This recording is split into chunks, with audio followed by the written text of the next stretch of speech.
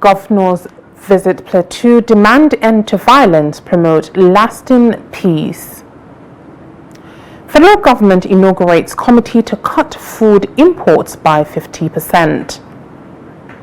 Niger holds talks to mend strained ties. And on the foreign scene, 57 killed in Darfur clashes, trapped civilians fear bloodbath. Hello and welcome to Trust News Hour. I am Hawa Adamu Kiawa. Governor of Plateau State, Caleb Mufwang, on Thursday received the Nigerian Governors Forum on a condolence visit to him and the entire state over the recent killings that cost about 100 lives and destruction of properties. The delegation was led by its chairman and governor of Kwara State, Abdurrahman Abdurrazak. The chairman commiserated with the families of the victims who lost their lives and also commended the interventions of the security agencies which prevented further escalations. Responding, Governor Mutfwang thanked the NGF's delegation for the show of solidarity in their trying moment, saying the visit will encourage Plateau people and show them that they are not alone. We call on leaders and influencers across all communities and sectors in Plateau State to join His Excellency in the task of uniting the people and restoring sustainable peace. Leaders, including youth leaders, should come together and speak strongly against violence of any kind. We ought to resolve differences through dialogue and negotiations, mutual respect and perspective talking. Sustainable development can be right if the atmosphere of tension and violence persists. The tree is full of potential, especially in agriculture, solid minerals, tourism. But these potentials could be ineffective when there's violence. But to lose the number of people within such a short span of time, it drives the pain deeper. And these deaths were totally needless, uncalled for, and that we have had to contend with. We came in with a mandate to make Plateau State answer its name, the home of peace and tourism. And what we have been doing since we came on board is to build bridges across board, irrespective of faith or ethnicity. We have tried to show our people that nobody gains from violence and that we can only move forward and prosper in the context of unity. And so we've been trying to build the bridges of unity, and to some extent, to the glory of God, I think we succeeded. The federal government has inaugurated an interministerial committee on research and innovation to ensure food security in Nigeria, energy security, and curtail the nation's dependence on import. Vice President Kashim Shettima, who inaugurated the committee at the State House in Abuja, charged them to work towards cutting down Nigeria's import bills by 50%. He said the committee is part of ongoing efforts by the administration of President Bola Tinubu to pull intellectual and financial capital to create the cockpit from which Nigeria's innovation economy will be piloted. On its terms of reference, Vice President Shettima said the committee is to coordinate action in 5 strategic sectors with the power to transform society. He listed the committee to include agriculture and climate resilience, manufacturing excellence, healthcare innovation, natural resource optimization, and energy security. Our tragedy as a nation over the past decades even lacking the conviction that we possess the intellectual clout, the scientific curiosity, and the engineering imagination to compete with the rest of the world. We are where we are because we fail to take advantage of the vast human resources at our disposal. This was so because we have lacked, until now, a central brain a coordinating lab center that aligns our innovation energy across sectors and ministries. And that changes today. The purpose of this gathering, the inauguration of the Interministerial Committee on Research and Innovation, is to create the cockpit from which Nigeria's innovation economy will be piloted. We are breaking silos. We are pooling intellectual and financial capital. And we are imagining government not as a passive observer, but as an active co-creator of markets. Joining me via phone call to discuss this is an economist and economic analyst, Yusha'u Aliyu.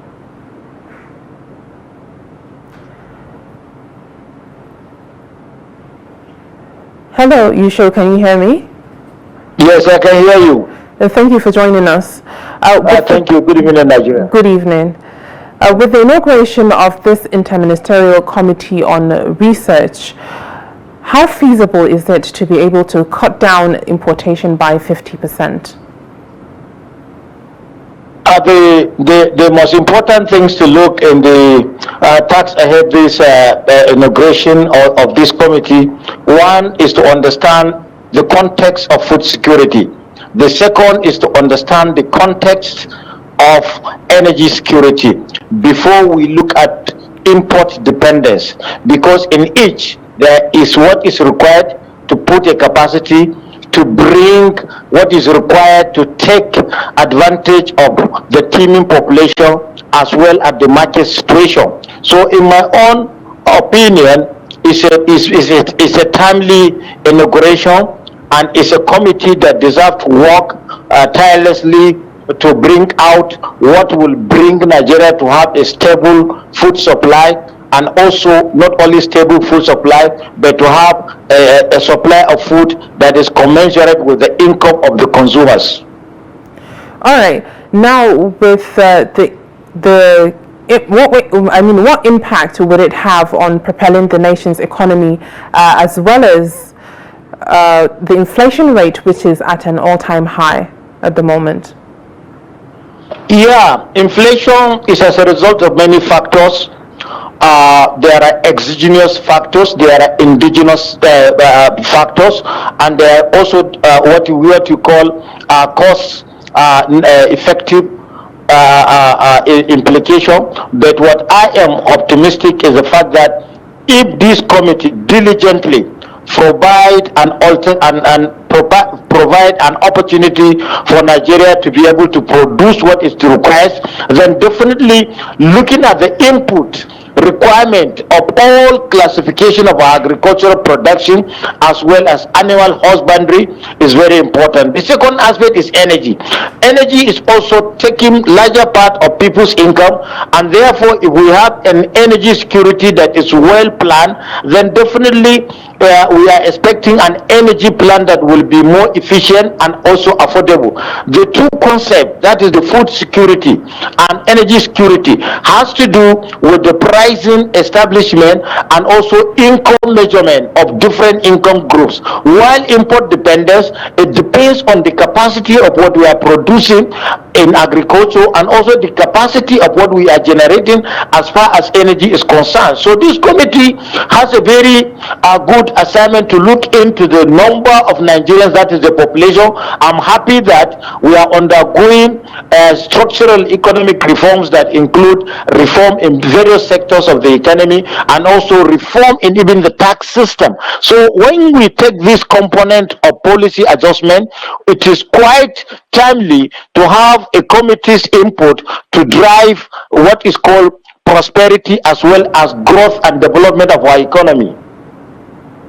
All right. Now, there's a 10-year target that has been put in place in turning Nigeria into a $1 trillion economy. How realistic is that? $1 trillion economy is long overdue, looking at the size of the population, looking at the position of Nigeria. Remember, Nigeria is fourth largest population in the world and is the biggest economy in Africa. So targeting $1 trillion economy is very, very timely, and it is also appropriate. But what is more important is there is this to stabilize the domestic currency, because by stabilizing the domestic currency, the financial sector, which is the engine growth of both the food industry as well as energy industry, will streamline how investment is going to take shape and how value for money will be added to whatever that is produced, and at the same time also the projected economic growth of the nation can be achieved. And if it is being achieved, one fundamental aspect that we think is very relevant to whatever policy adjustment is a situation where you have collective prosperity. This collective prosperity has to do with encouragement to balance different income groupings, so that at any point in time the different consumers in the economy will be having an access to energy, access to food, and at the same time also access to the human capital development index, which education and health is also part of the development and growth process. All right, thank you very much, Yusha Aliyu, for joining us. Have a good evening. Thank you very much. Thank you very much, Howard. Thank you. Thank you. The president of the African Development Bank, AFDB, Akinwumi Adesina, has called on African nations to put an end to the export of raw materials in the continent is to overcome poverty and underdevelopment. In a post shared on Thursday via his official X handle, Adesina stressed the urgent need for Africa to shift from being a supplier of unprocessed commodities to a producer of value-added goods. According to data from the Office of the United States Trade Representative and other multilateral institutions, Africa accounts for less than 2% of global manufacturing. Meanwhile, its share of global trade remains under 3%, despite being home to some of the world's most sought-after raw materials. The continent captures minimal value from its natural wealth. Following the United States' imposition of tariffs on goods and services from all African countries, residents of Lagos State are urging the federal government and all relevant stakeholders to take immediate and proactive steps to revitalize Nigeria's economy. The report. The recent imposition of tariffs on goods and services from all African nations by the United States has sparked concerns among residents of Lagos State regarding the potential repercussions of Nigeria's economy. A cross-section of the residents voiced their fears that the existing trade imbalance between the two countries would be exacerbated, further weakening Nigeria's economic and potentially turning the nation into a dumping ground for American products. Consequently, they are calling on the federal government and all relevant stakeholders to urgently promote and implement policies that encourage the consumption of locally made Nigerian products. They believe that increased patronage of Nigerian-made goods will not only foster the country's economic development, but also reduce the reliance on foreign imports. It is high time for we Nigerians, Africans in quotes, we need to wake up. Most especially my own country, Nigeria, we really need to wake up in the sense that we have a lot of natural resources which God has given to us, even more than other African countries. That is why we are being called giants of Africa. You know, but as it is right now, what I believe we should do is actually that we need to see through our own natural resources, we need to see through our agricultural sector, we need to see through our other sectors, you understand, so we can have a better development in our country. The impact on Nigeria will not be favorable.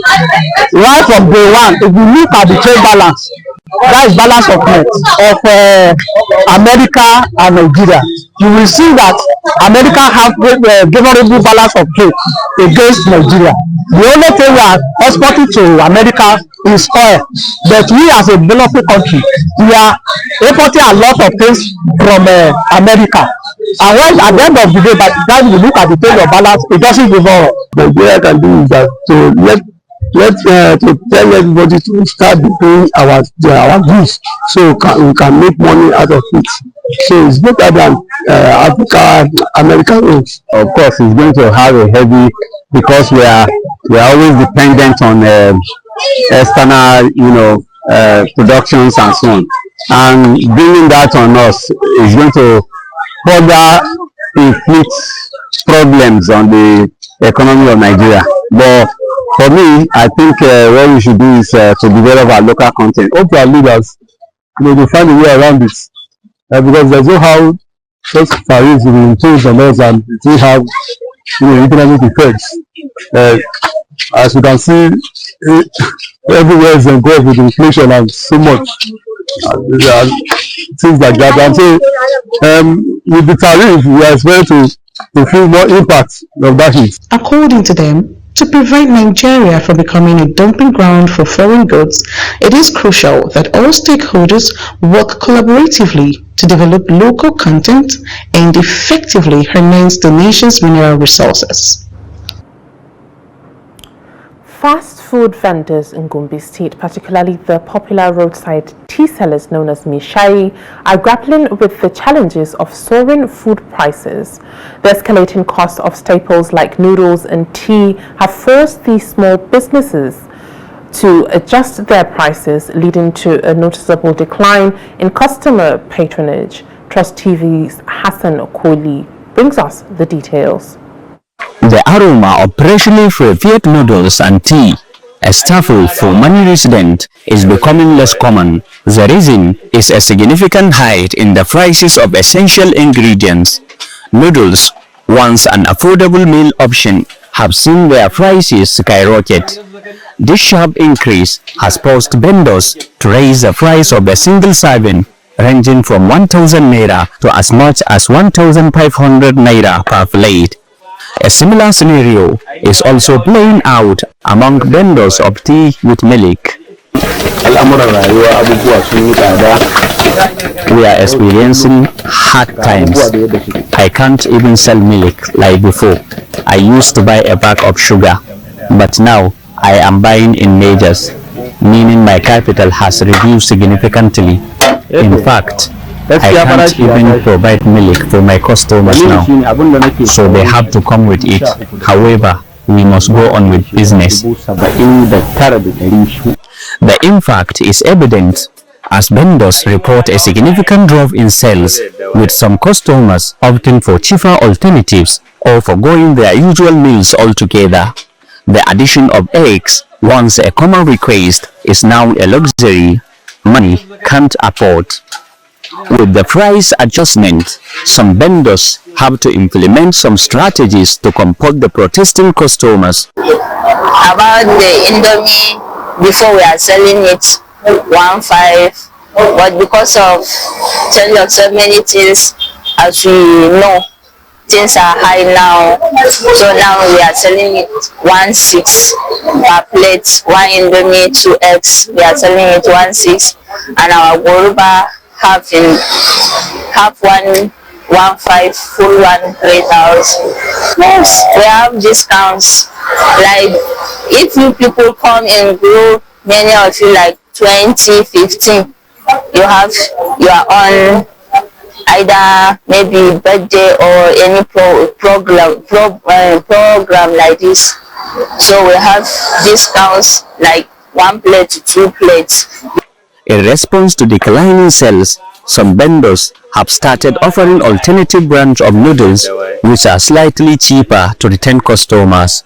However, the preference for Indomie remains strong among customers. For now, I think everything is moving well, and the price, I think them too, they're used to the price. So once they come, we give them menu, they go through it, and then anyone that wants any order will just place an order and deliver. Yeah, sometimes they do argue about it, saying a lot of things that why are we increasing, why are we adding prices and all of that. But still, at the end of the day, they will just have to consider how the economy is and all of that. Despite this effort, the relief is yet to be felt by many vendors and consumers in Gombe. The high cost of transportation and other operational challenges continue to affect final prices of food items according to the dealers. Hassan Kohli, Trust TV News, Gombe.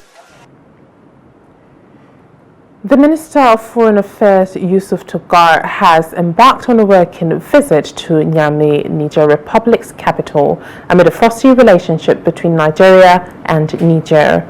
Togar was received by his Nigerian counterpart, Bakari Sangare, according to a statement on Thursday via his X handle. According to him, the engagements also addressed pressing shared concerns, including migration management, the fight against desertification, and the revitalization of the Nigeria-Niger Joint Commission, NNJC. The minister stated that Nigeria and Niger remain united in their commitment to advancing regional peace and development. Both West African nations have been having lingering tensions following the July 2023 coup in Niger. We thank God today we are home. No matter where you found yourself between these two countries, you are at home. We are here today to warmly welcome each other. Important matters have been discussed, and as a result, we have reached a resolution and signed memorandum of understanding between the two parties. The content of the MOU serves as a lesson to the entire world. In this era of insecurity in various places, it is crucial for us to work together. Arrangements have been made for the formation of a platform that will serve as a meeting point to discuss issues concerning both countries. This includes topics such as security, health, and infrastructure projects, like the railway tracks being built and the gas pipeline linking northern Nigeria to Niger Republic. These matters will be addressed regularly between the two countries. We aim to revive the important diplomatic relations that once existed between Nigeria and Niger. In 1989, Nigerian governors, traditional leaders, and local governments and others used to meet regularly to discuss pressing issues. We want to bring that back. What has happened between Nigeria and Niger is normal. Misunderstandings can occur even between neighbors and couples. However, the misunderstanding between Nigeria and Niger is over today. Nigeria is our brother, and whoever attempted to divide Nigeria and Niger Republic would not succeed. It is God that built this relationship, and no one can tear it apart. Our hope is that this makes the end of these issues. President Bola Tinubu remains fully engaged in Nigeria's governance, even though he is away in Europe, the presidency said. The president's spokesperson, Bayo Onanuga, in a statement on Thursday, said his absence remains temporary and in line with the communicated time frame of approximately 2 weeks. Onanuga noted that the president left Paris from London at the weekend and has maintained constant communication with key government officials overseeing critical national matters, including directives to security chiefs to address emerging threats in some parts of the country. He confirmed that his return to Abuja and the resumption of duties at Aso Villa will follow the conclusion of the Easter holiday. In another story, the Nigerian Air Force on Thursday said 2 successful airstrikes conducted on insurgent strongholds in Borno State killed several terrorists. The service said the coordinated air interdiction missions executed under the air component of Operation Hadankai targeted Koleram and Ara, 2 locations long considered havens for terrorist activity in the Sambisa general area and the southern Tumbuns. This was contained in a statement by the Director of Public Relations and Information at NAF headquarters, Commodore Ehimen Ejodami, on Thursday. Ejodami said the first strike occurred at about 5:30 a.m. in Koleram after intelligence and surveillance footage confirmed the presence of high-value terrorist commanders and active operational hubs, including structures fitted with solar panels used by the fighters. He added that later in the day at around 3:55 p.m., NAF assets struck again in Ara Sampisa. According to him, real-time visuals gathered from intelligence surveillance and reconnaissance missions revealed clusters of armed militants. The magistrates' court in Apapa has freed the 17-year-old minor Alabi Quadri, who went viral ahead of the 2023 general elections for standing in front of the convoy of a former Labour Party presidential candidate, Peter Obi. Magistrate Adetola Olumfemi freed him following the legal advice of the Director of Public Prosecutions, DPP, Dr. Babajide Martins. The magistrate confirmed that the legal advice issued by the DPP showed that there was no evidence to substantiate the allegation of armed robbery against Quadri. In his legal advice, the DPP recommended the non-prosecution of Quadri and another defendant, one Moise Animation. Quadri and Animation were standing trial alongside 3 others for the offence of armed robbery. The DPP, in his advice, however, recommended that a prima facie case had been made against the other 3 defendants and as such should proceed to stand trial. In the meantime, human rights lawyer and activist Inibehe Effiong on Thursday asked the Nigerian police force to pay 100 million naira as compensation to Alabi Quadri. Briefing journalists after the ruling in the Apapa area of Lagos, Effiong commended the DPP for standing by the truth in this matter. They lied about his age. They lied about his age. They lied about everything. How can you say a young boy committed armed robbery and you now bring him, attach him to strangers and say they are his casemates, and the whole country is moving on? That is not civilization. And then you go back, the DPO possibly has children, he possibly has a wife in his house, but he went home to sleep. He's not bothered, and you are doing this to a child, people he has never met, he doesn't have any relationship with. You said that his casemate for armed robbery. Meanwhile, even the touts that abducted him and brought him to, they claim he was involved in street fighting, which is not true. And suddenly you brought him to court for armed robbery. This is an abomination. Moving on to more stories, the Nigeria Police Force on Thursday said it would sanction its personnel captured in a viral video receiving money from Chinese nationals. In the viral video, some Chinese were seen handing out Naira notes to Nigerian policemen in a line-up formation. The incident has sparked outrage on social media, with many Nigerians expressing disappointment and calling for reforms within the force. The footage captured the moment the officers, fully armed and in uniform, received cash from the foreign nationals in what appeared to be a coordinated and deliberate exercise. Worried by the situation, Force spokesman Muyiwa Adijobi condemned the conduct of its officers, describing their action as unprofessional and unethical. He emphasized the commitment of the police to upholding professionalism and maintaining public trust. Although he did not disclose the nature of the sanctions, Adijobi assured the public that justice would be served. 蒋总跟他们发小费了，那赖了，对，就多给一张。 A Chinese national featured in a widely circulated video showing an interaction with Nigerian mobile police MOPOL officers in Kaduna has issued an official statement clarifying the incident and offering an apology for the misunderstanding it sparked online.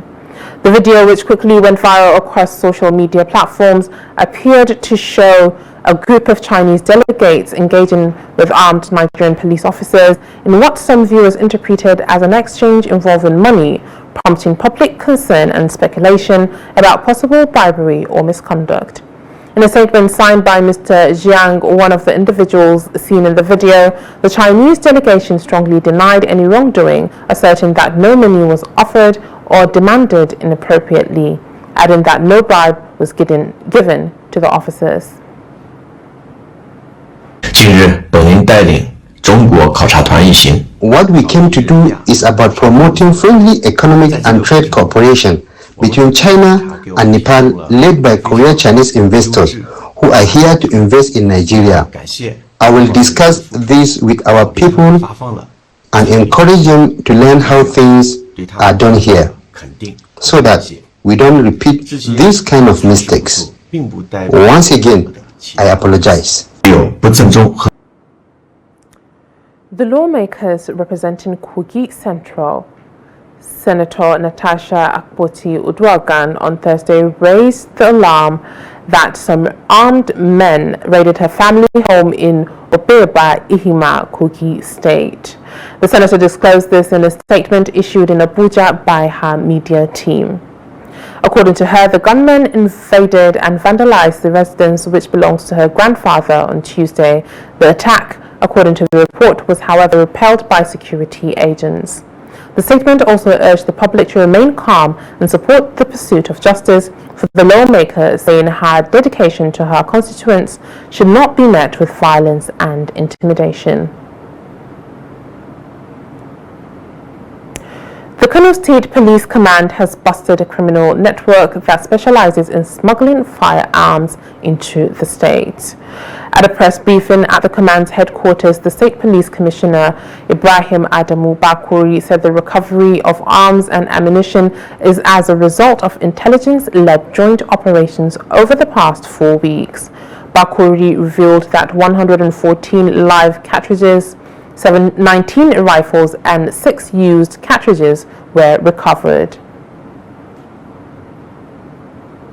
Part of the system are the breakthrough that led to the dismantling of criminal network that specialize in smuggling of firearms into the state, which led to a recovery of 19 fabricated revolver rifles with 114 live cartridges and 6 expanded cartridges, as well as recovery of suspected tramadol tablets worth 150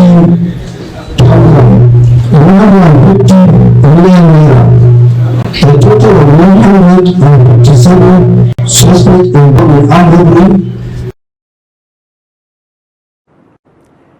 A coalition of 35 civil society organizations in Rivers State has jointly petitioned the House of Representatives decrying what they termed severe and brazen acts of lawlessness and impunity being perpetrated by the state's administrator, Vice Admiral Ibok Eti Ibas, in a strongly worded letter titled Severe and Brazen Acts of Lawlessness and Impunity being carried out by the administrator of River State, Vice Admiral Ibok Ibas, and the need to nip them in the bud in the interest of mutual peace and constitutionalism. The groups urged the chairman of the ad hoc committee on River State oversight to take immediate action to halt what they describe as a drift towards authoritarianism. The document accused Ibas, who is referred to in the letter as the administrator of River State, of undermining constitutional governance. It alleged that he has been using federal powers and security operatives to intimidate public officers, suppress democracy institutions,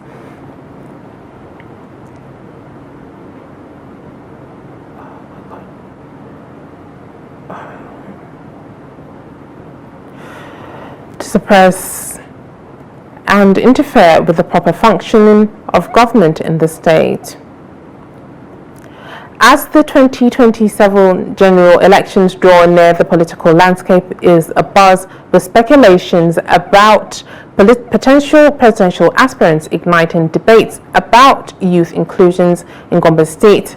A group identifying as Concerned PDP Youth has issued a strong statement vowing to withhold support from any age presidential candidate regardless of party affiliation.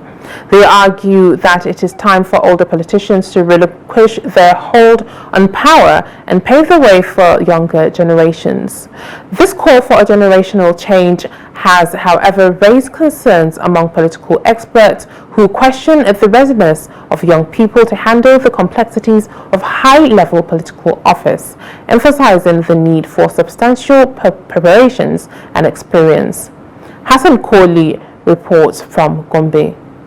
The concerned PDP youth accused established political leaders of systematically sidelining them within the political arena. Jamilu Danjarida, a member of the group, articulated their position, stating while they acknowledge the contribution of their party's leadership, They firmly believe they should not contest in the upcoming election, but give youth the chance to lead. We want to say a very big thanks, and we want to show our deep appreciation to him for the contribution he has been giving to this nation at large. But we are pleading, please, it is not when all your advices and what you are trying to put through, when they are not hid and when they are not taken, that is not to say things are not going as they are supposed to.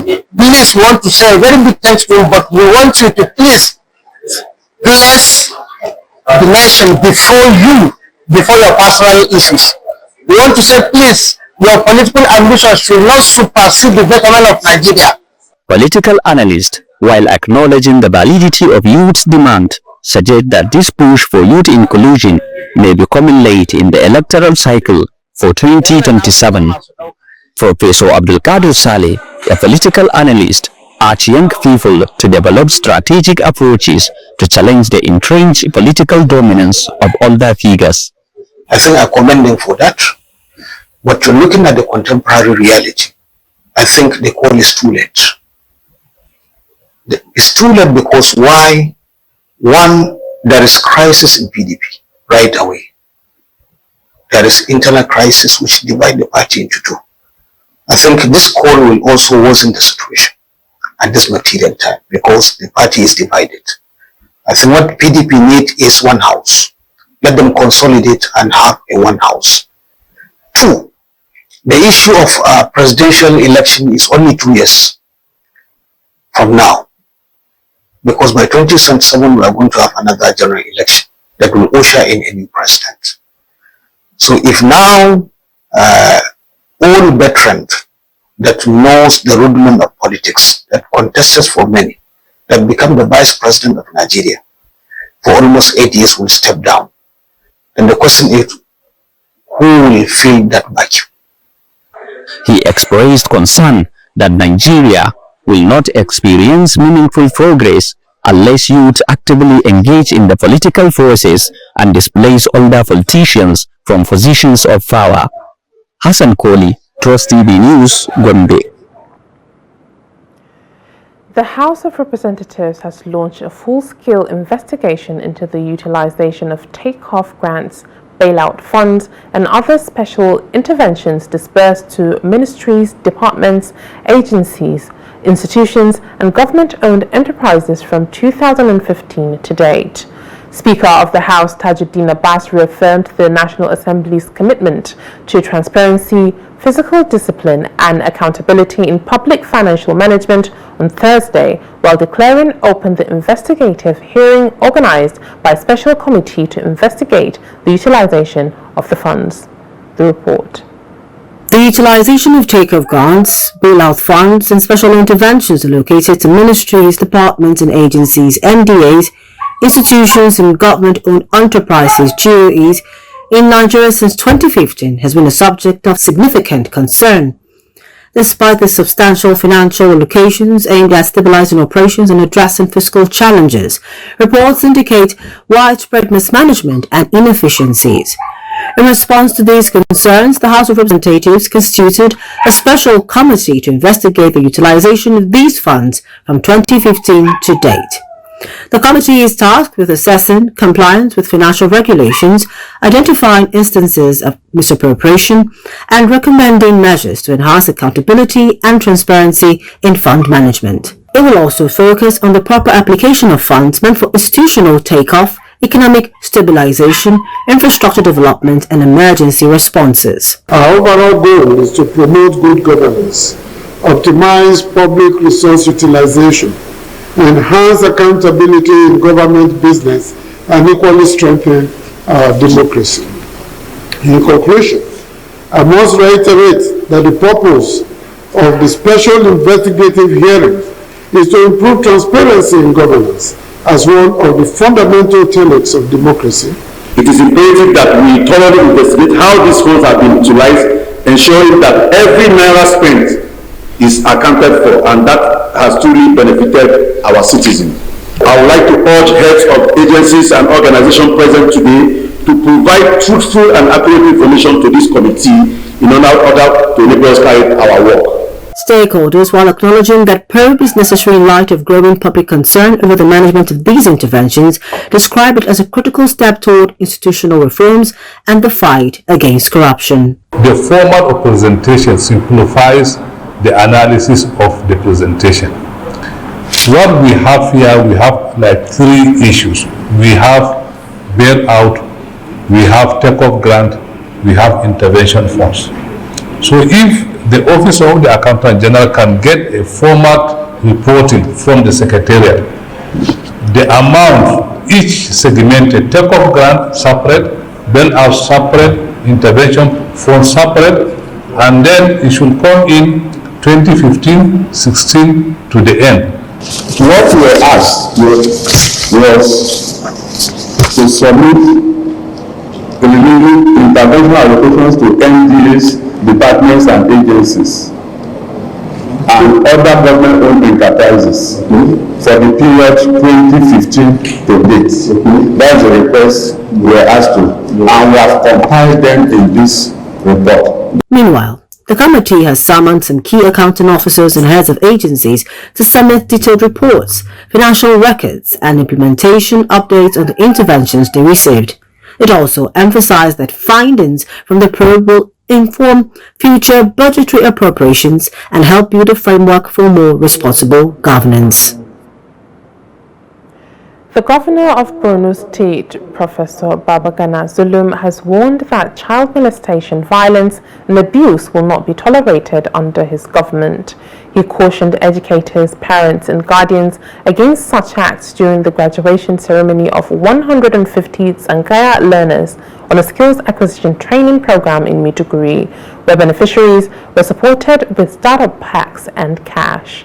While highlighting the positive impact of establishing 20 Islamic colleges in the state, he assured that an additional 7 will be constructed before the end of his term. The governor revealed that the state government will remain focused on streamlined technical and vocational education in the Zangaya Al-Majri education to enhance self-reliance. Zulum admonished educators, parents and guardians to ensure the safety and well-being of children against molestation and abuse. Attending this training program, we're taking a crucial step towards securing the future. Equipped with new skills, we now have the power to transform your dreams into reality. This is why when we took over power, we decided to invest more in Sanya education, non-formal education, because our main objective is to streamline non-formal education into the formal education system by investing in intensive literature, intensive literacy, technical and vocational education. Our education system, especially after GCS, we are governed by the establishing the Sanya Islamic Board is a testament to your innovative approach to education and your dedication to providing opportunities for all. This initiative has made history in the past, and we are proud to see it impact today also.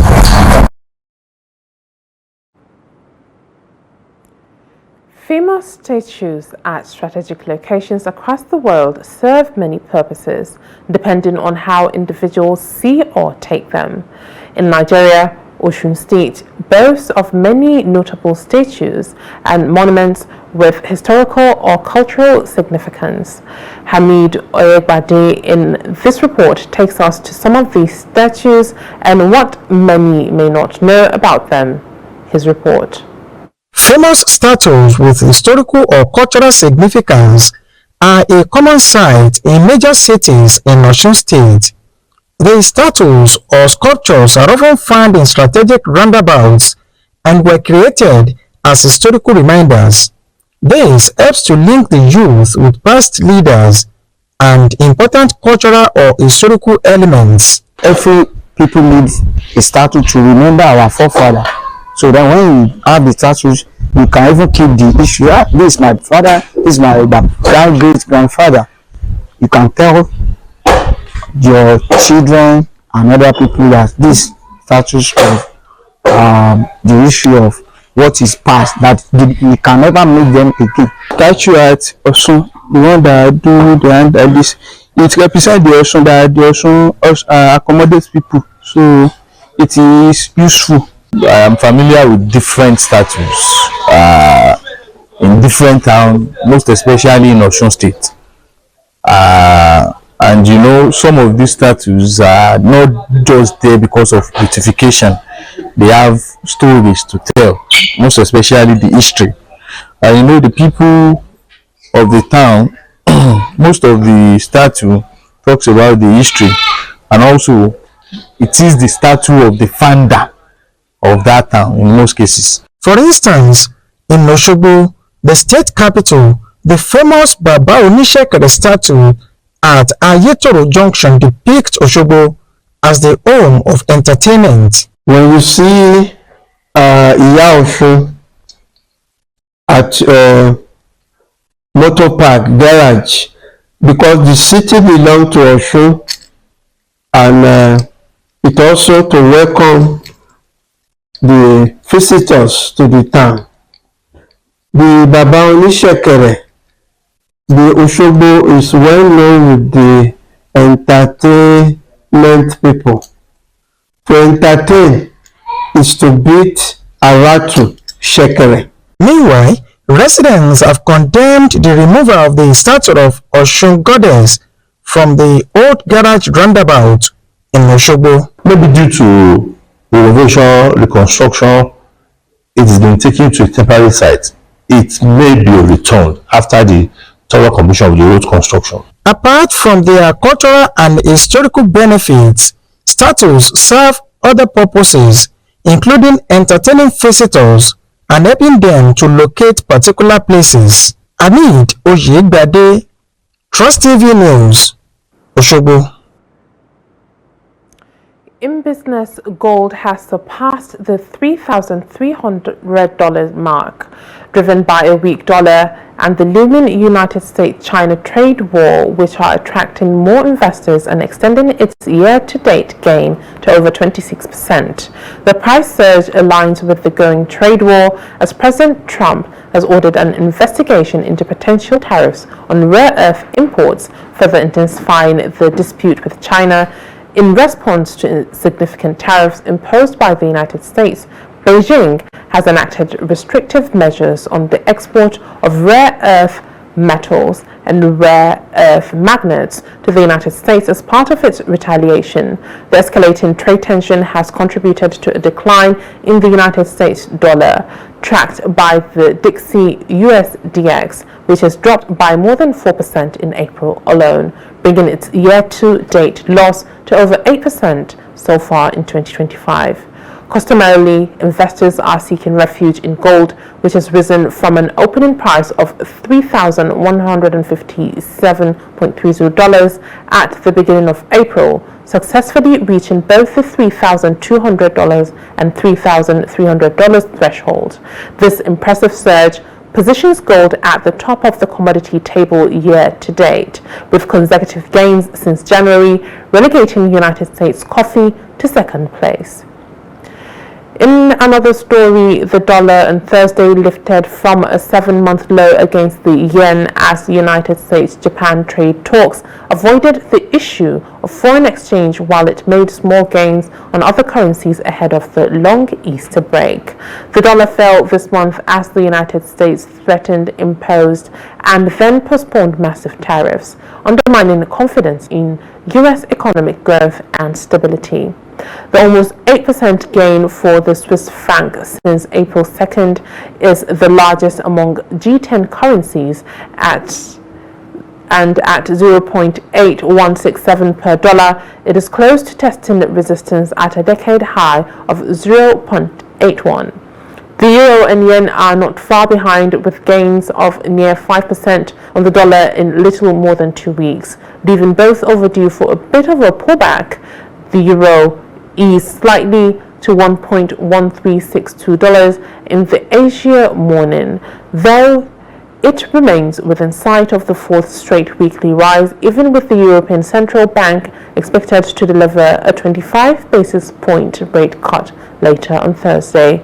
The dollar touched a 7-month low of 141.62 yen early in Asia trade before bouncing back to 142.61 after Japan's economy minister Ryosei Akazawa said foreign exchange had not been discussed at the trade talks in Washington.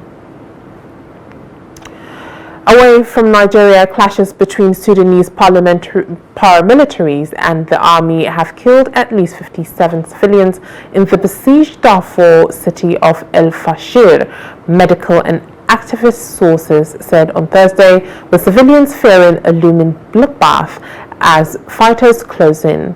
The local resistance committee, a grassroots and aid group, said the civilians were killed on Wednesday in clashes following an artillery attack by the paramilitary Rapid Support Forces (RSF), who are at war with the army since April. The violence came just days after the RSF killed more than 400 people in attacks on El Fasher, the capital of North Darfur State, as well as nearby displacement camps, according to the United Nations. Mohammed, an aid coordinator who fled to El Fasher to escape the RSF's bloody takeover of the nearby famine-hit Zamzam camp on Sunday, said the shelling has not stopped since. The United Nations international leaders and aid groups have long warned of the carnage a full-scale RSF attack would bring on the beleaguered city and its environs. The UNICEF warns that at least 825,000 children are trapped in hell on earth. In another story, Somali and United States forces carried out an airstrike on an area under attack from the Al-Shabaab Islamist group and killed 12 militants. The Somali government said on Thursday the strike on Adan Yabal, 220 kilometers north of the capital, Mogadishu, came as Al-Shabaab fighters raided the key town used as a base by Somali military commanders. Growing attacks by the Al-Qaeda-linked group, including one on President Hassan Sheikh Mahmoud's convoy, fueling worries of a terrorist resurgence after militants were forced back in recent years. The strike on Wednesday night by Somali Armed Forces and the United States Africa Command aimed to neutralize the threat posed by Al-Shabaab, the Information Ministry said in a statement posted on X. Somali government forces took control of Adan Yabal from Al-Shabaab in the December 2022 during the major offensive backed by African Union peacemaking forces. On Wednesday, Al-Shabaab launched a dawn raid on the town with bombs loaded on trucks detonating before militants fought their way into the town, a military official said. And on the sporting arena with updates with Adeni Ajisafi.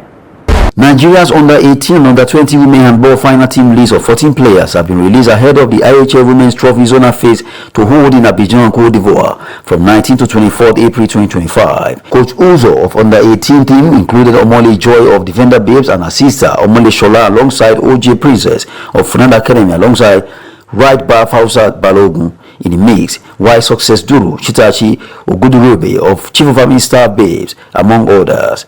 In the under-20 team, Coach Chitu Agbola stick with the players he has been grooming since under-18. The team led by Captain Chidera Buzimba, alongside Arima Queen teammate, the Samuel Sisters and Kennedy Babatunde of Aspark Handball Club of Benin Republic. The under-18 team is in Group A alongside Ghana, Togo and Burkina Faso, while the under-20 women handball team will battle in Group B alongside Togo and Benin Republic. And in football, Nigeria under-20 head coach Aliyu Zubairu has selected goalkeeper Ifeanyi Harcourt, defender and captain Daniel Bameyi, midfielder Sulaiman Alabi and forward Paro Buhari among a squad of 24 players for 2025 African Under-20 Cup of Nations taking place in Egypt. Defenders Adamu Megeri and Emmanuel Chukwu, midfielders Caleb Okeduko and Simon Cletus. Forwards Clinton Jefta, Divine Ulise and Precious Benjamin are also picked. Semi-finalists at the tournament in Egypt will fly Africa's flag at 2025 FIFA Under-20 World Cup in Chile from 27 September to 19 October. Flying Eagles will take on Morocco before rounding up their group phase experience against Kenya on 7th May. The 7-time African champion and 2-time World Cup runners-up will depart Nigeria for Egypt on Sunday. That's Sport News. I'm Adeni Ajishafe. And with that, we've come to the end of News Hour on Trust TV. Do not forget to visit our platforms and watch us and join us on our YouTube live stream for more news. I am Hawa Adamikiawa. Thank you for watching.